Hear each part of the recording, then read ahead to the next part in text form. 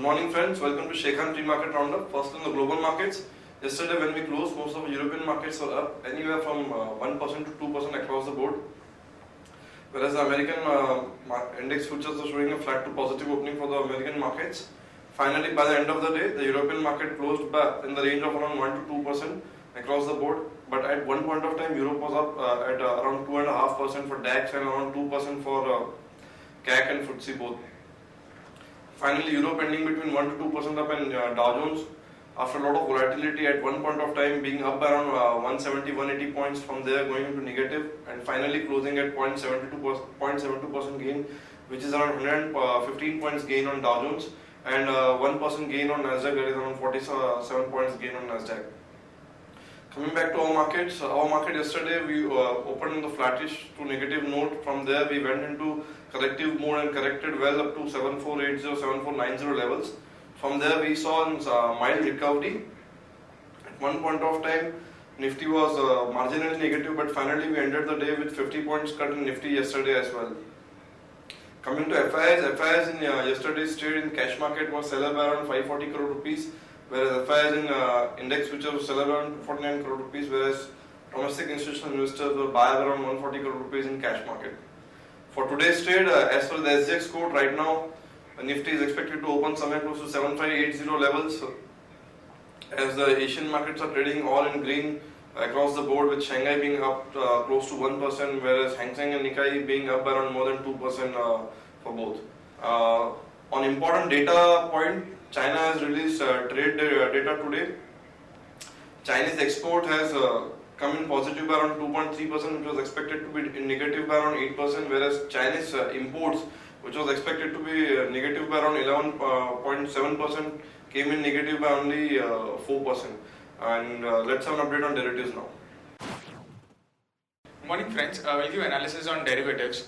In yesterday's trading session, taking negative cues from the international markets, especially the US market, which closed around 1% lower, and taking negative cues from the US market, our market also opened with a negative bias and opened with a 20-30 points gap down, and thereon we have seen a constant selling pressure in Nifty throughout the day, wherein Nifty did touch again a 7,500 odd levels, which was the crucial support area, and again it made a new 52-week low, but was still able to manage to hold on the 7,500 odd levels, and eventually closed with a 0.66% loss at 7534.05. Bearing defensive sectors, that is FMCG and information FMCG and pharmaceutical sector, most of all the sector closed in the negative territory in yesterday's trade. Open interest terms, we have seen minor reduction, that is more or less the open interest was unchanged. However, there was a minor reduction of around 0.06%. In the absolute terms, 13,000 shares were shaded in open interest, while cost of carry did increase a bit. Whenever we do see Nifty coming nearby 7,500 odd levels, we do see expand in the premium of between Nifty and Nifty future, and it did happen in the closing trade also. The cost of carry did increase from 5% to 7.5 odd percentage. That is, Nifty premium did came up anywhere from around 15-16 odd points to 22 points currently. Put call ratio have decreased a bit after seeing a sharp fall in Nifty in yesterday's trade of around 0.7 odd percentage. We have seen put call ratio decreasing by 2 basis points from 0.81 to 0.79 odd levels, while volatility index was more or less same at 18.70 odd levels. Now the options activity, again we have been seeing constant piling up of open interest in call option, being at 7,600 to 7,800 call option. All have seen a significant amount of addition of around 16% in 7,700 call option, 26% in 7,600 call option, and 7,800 call option have seen an addition of around 3 odd percentage. While in put option, we have seen a reduction in 7,400 strike price. 7,500 put option have seen a minor addition of around 0.5%, which is the highest in terms of open interest with around 60 odd lakh shares in it. While 7,300 put option, which is the second highest in terms of open interest, and has been competing with 7,500 put option quite closely. It's second highest with around 58 lakh shares. So there is not much of difference between 7,300 and 7,500 strike price, which do indicate that the bias for the market remains negative. and the higher strike price on the higher call option, we have been seeing constant writing taking place, while on the put option, at the mini put option, have been seeing some kind of a reduction or very minor addition in open interest, which is not a positive sign for our market going forward. There are three securities in bank period for today's trade, that is Indiabulls Real Estate, Reliance Infra and Unitech.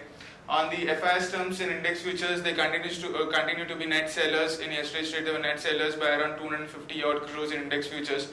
However, the open interest of FIS did went down by around 1%, indicating some kind of a long unwinding which was observed by them. In index options, they were net sellers by 15 crores, while stock futures net sellers by 408 odd crores, and stock options net buyers by 15 crores only. On the market level, our 5 days VWAP stands at 7610. 7,600 levels is the crucial resistance for our market. In the zone of 7,600 and 763040 odd levels is a crucial resistance. Unless until we don't breach that level, we might not see any meaningful upside for the market. It would be just a minor bounce, as a relief rally can be considered over there. But since our VWAP levels are 7610, our lower range at 7500 and higher range at 7610. And 7600 call option have also seen significant amount of call writing taking place. So in today's trading session, since we have been getting positive cues from the international markets, and our market also open anywhere around 7600 odd levels. So two things to be watch out for in today's trade is a VWAP level of 7610 and the activity of 7600 call option. If we see a meaningful unwinding, then only we'll consider this as a meaningful bounce, and which can see a further upside in the market, backing this bounce. XJS Nifty is suggested is up by around 52 odd points, and it's quoting at 7588.50, indicating some kind of an bounce back can be expected in the morning trade. That's it from derivatives. Thank you. Now let's have a look at some more trading ideas and some important news flow for the day. The first trading idea in Crompton Views. Crompton Views has won a order to provide power transmission and gas insulated switchgear for the Kragers Flag offshore wind farm project in Denmark. Action to be taken in Crompton is long Crompton with a stop at 183.2 for a target of 192 and 196. Some important news flow for the day. Yesterday post market, November IIP came in at around negative 3.2 versus 9.8. In October, manufacturing sector growth at minus 4.4 versus 10.6.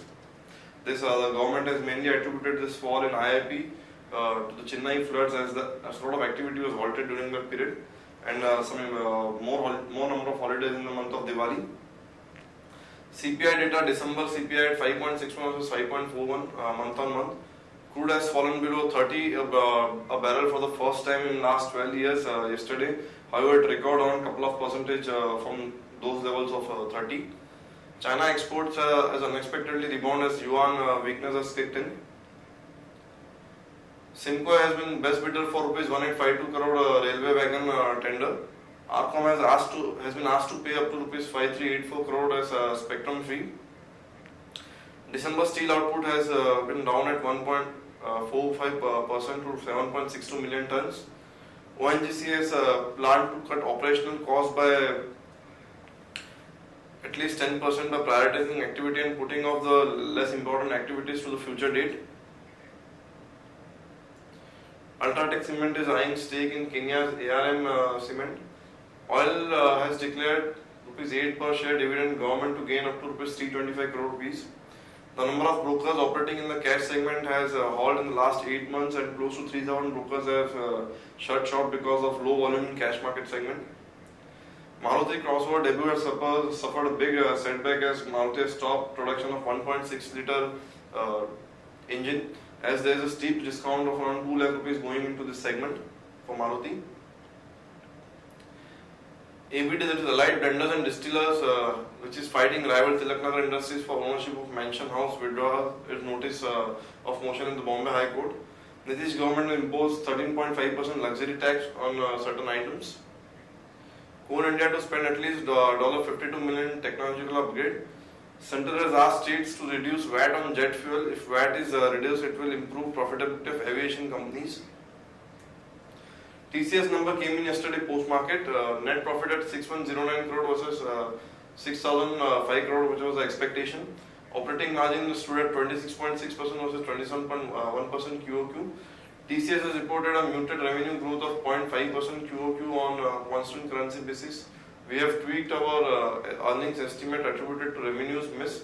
We maintain our buy rating on the stock with a revised price target of 2750 rupees. DCB also came out with numbers yesterday post-market. PAT being at 41.2% was 41.2 crore versus 42.5 crore, down 3% YOY. NII stood at 161 crore rupees versus 121.9 crores, up 31.9% YOY. Net NPA at 1.12 versus 1.16 QOQ. Important results today are Karur Vysya Bank, RIIL, that is Reliance Industrial Infra Limited, and Everest Industries. Stocks with positive bias are C8, SRF, Sun TV, and stocks with negative bias are REC and ACC. Stocks for investment are Aditya Birla Nuvo, Axis Bank, Britannia, Reliance Industries, and Sun Pharma. That's all, friends, from our side. Thanks and bye. Nice meeting you.